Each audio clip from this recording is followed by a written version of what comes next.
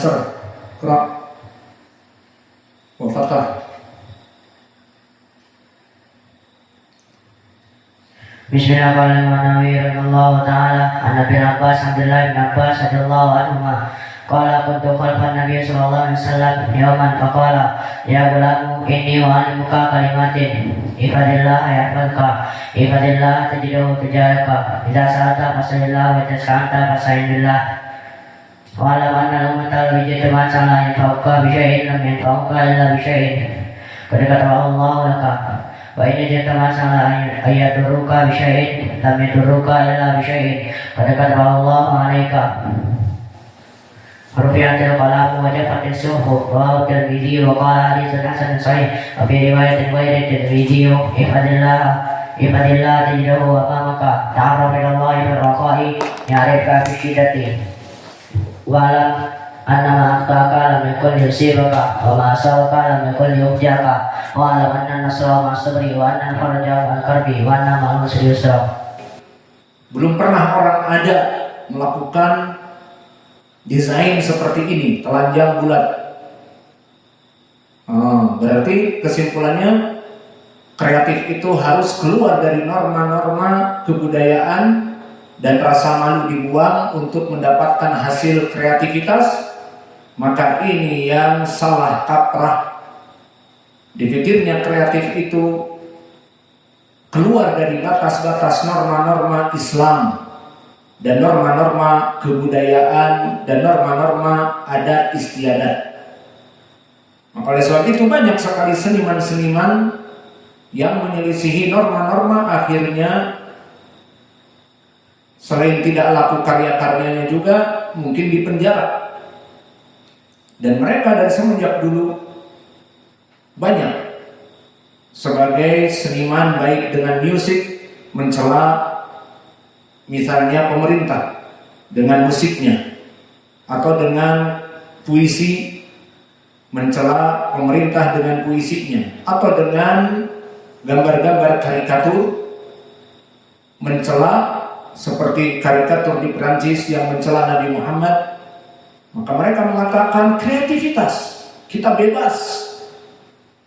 Jadi jangan dikungkungi kreativitas itu dengan agama.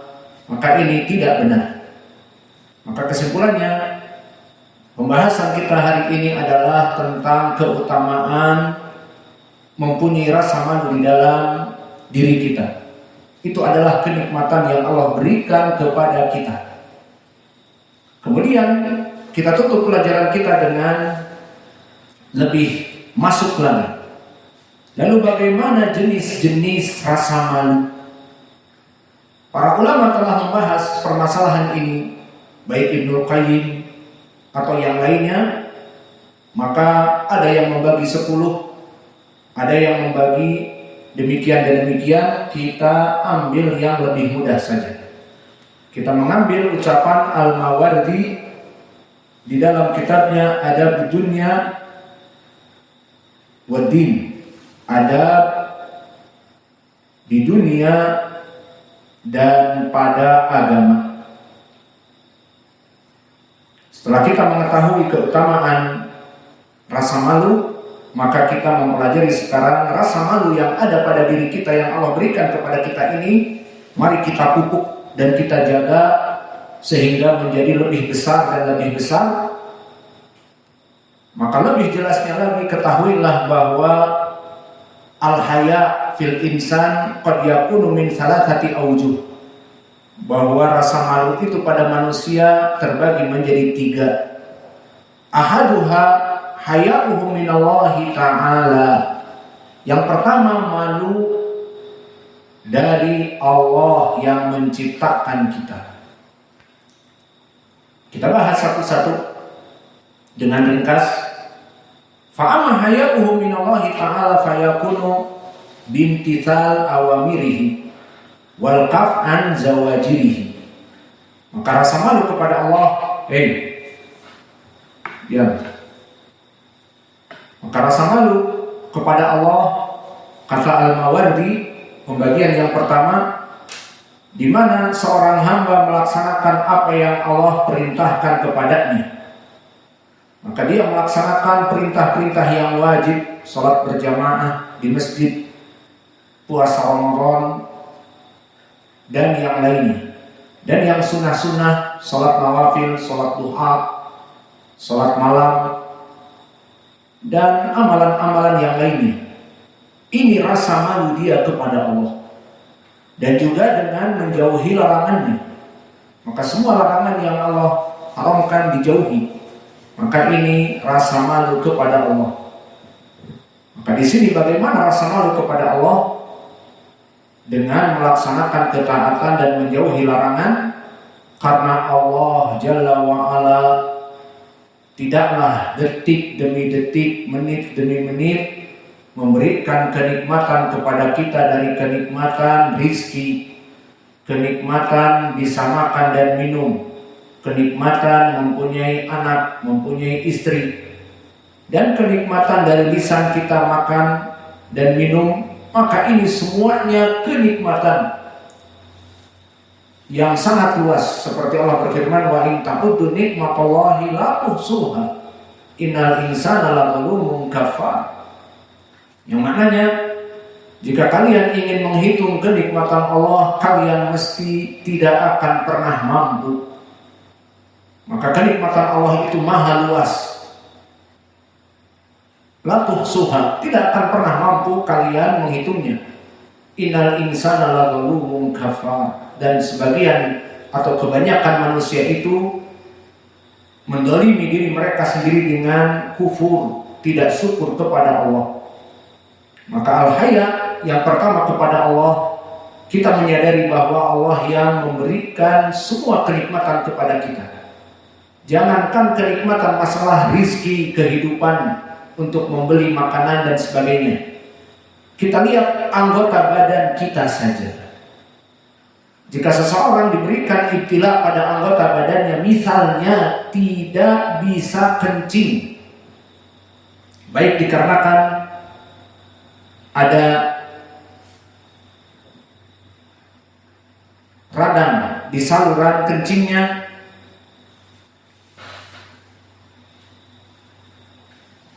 dinamakan penyakit UTI, urinary tract inflammatory, peradangan di saluran kencing, maka orang ini tidak bisa kencing. Kencing hanya satu tetes, itu pun seperti panas. Maka lihat bagaimana orang ini diberikan azab oleh Allah dengan tidak bisa kencing. Padahal perkara kencing perkara yang mungkin kita tidak memikirkannya, suatu perkara yang biasa, tabii. Habis minum ya akan kencing. Namun di saat kenikmatan itu diambil oleh Allah, barulah kita mulai berpikir dan bersyukur kepada Allah. Sebagian manusia tidak akan bersyukur kecuali di saat diangkat kenikmatan. Maka bisa kencing adalah kenikmatan. Maka di saat tidak bisa kencing satu hari saja, maka air yang kita minum penuh dikandung kemih. Dan kandung kemih penuh dari hasil pembuangan zat-zat yang kotor dan racun dari ginjal, penuh. Namun penyaluran tersumbat, saluran air kencing karena inflamatori tadi, karena radang, sehingga dia menyempit, bengkak, susah keluar kencing. Keluar satu tetes pun seakan-akan panas. Maka kita baru menyadari kenikmatan dikarenakan diambil oleh Allah kenikmatan tersebut. Maka di sini maknanya malu kepada Allah, di mana kita bersyukur atas nikmat Allah sepanjang hari yang Allah berikan. Maka beberapa manusia tidak bisa bernafas, seperti orang-orang yang kena COVID-19, di mana kita bernafas, alhamdulillah. Maka orang-orang yang terkena penyakit pernafasan, baik TBC, tuberkulosis, ataupun asmatik bronkiatik, menyempitnya saluran bronkus, atau terkena virus COVID-19 sampai ke paru-paru dan sebagainya, maka tidak bisa bernapas. Bernapas hanya setengahnya, susah, dibantu dengan oksigen, atau tidak bisa bernapas sama sekali. tersengal-sengal. Maka di saat Allah mencabut kenikmatan bisa bernafas, baru kita sadar bahwa kita ini telah diambil oleh Allah dari kenikmatan. Kemarin tidak bersyukur, sekarang menjadi bersyukur di saat kehilangan nikmat dari beberapa nikmat. Maka di sini disebutkan oleh Al-Mawardi, rasa malu yang pertama adalah malu kepada Allah. Maknanya di mana Allah memberikan segala kenikmatan badan kita yang tadi saya contohkan dua saja, tidak bisa kencing, tidak bisa bernafas. Yang ketiga misalnya tambah tidak bisa buang air. Perkara yang wajar, buang air, BAB, BAK, dan bernafas. Namun bisa jadi Allah ambil kenikmatan tersebut dari seseorang sehingga harus dioperasi. Maka selama 3 hari tidak BAB, sepekan tidak BAB, perutnya buncit. Karena semua makanan yang dia makan tidak bisa ada jalan keluar, bisa keracunan. Maka inilah kenapa rasa malu yang pertama kepada Allah maknanya adalah seseorang yang mempunyai rasa malu, dia di saat akan berbuat dosa merasa malu. Di saat kamu berbuat dosa kepada Allah, tidaklah kamu sadari Allah memberikan kenikmatan yang luas. Mana rasa malu kamu? Seperti kamu berbuat keburukan kepada manusia yang berbuat baik kepada kamu. Itu manusia. Seperti seseorang yang ditolong oleh manusia, maka setelah ditolong kemudian dia melukai dan merampok orang yang menolongnya, maka tidak pantas. Begitupun Allah yang detik demi detik, menit demi menit, kita tidak pernah lekang dari kenikmatannya. Maka akhirnya orang yang mempunyai rasa malu, pertama malu kepada Allah di saat akan berbuat kemaksiatan, berpikir, mana rasa maluku? Mampu untuk berbuat kemungkaran, kemaksiatan ini. Padahal sampai di stalin aku mendapatkan kenikmatan, bisa bernapas dan bisa melaksanakan aktivitas yang lainnya tanpa ada rasa nyeri di dalam badan ini.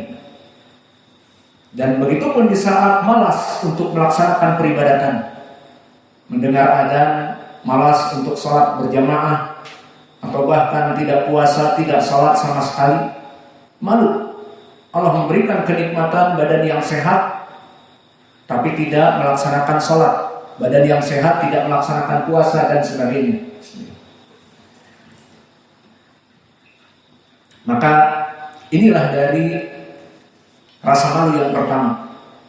Kemudian Imam Al-Mawardi ingin memberikan contoh di dalam kitabnya Adabud Dunya wad Din dengan riwayat yang dikeluarkan oleh Imam Ahmad dan yang lainnya, beristidlal dengan hadis Abdullah bin Mas'ud tentang rasa malu kepada Allah ini. Berkata Abdullah bin Mas'ud, berkata Rasulullah SAW, istahyu minallah jalla wa ala haqqa al-haya. Qulna ya Rasulullah, inna nastahi.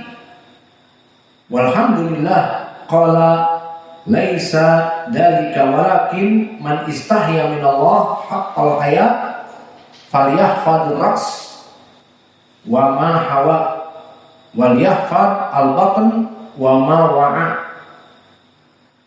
wal yadhkur al mauta wal bala wa man arada al akhirah taraka zinata dunya. Faman fa'ala dzalika faqad istahya minallahi jalla wa ala haqqal haya. Maka suatu hari Nabi berkata kepada para sahabatnya, disaksikan oleh Ibnu Mas'ud, istahyu minallah, jadikan kalian malu kepada Allah sebenar-benarnya malu. Maka dikatakan, kami malu ya Rasulullah. Maka dijelaskan oleh Nabi, malu kepada Allah adalah dengan menjaga seperti